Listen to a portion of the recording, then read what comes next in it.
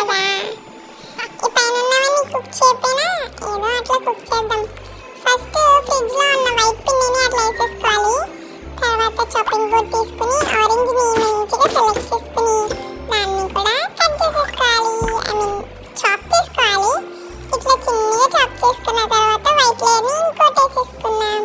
ఇంకోటి వేయాలి కదా, అందుకని నాకు ఇష్టమైన బ్లూ బెర్రీస్ కూడా వేసేసా. తర్వాత ఇంకొక వైట్ లేయర్ వేసుకున్నాం. దీన్ని ఓవెన్ లో పెట్టుకోవాలి. ఇది కుక్ చేసుకుని నేనే తినేస్తా, ఎందుకంటే నాకు ఆకలేస్తుంది కదా.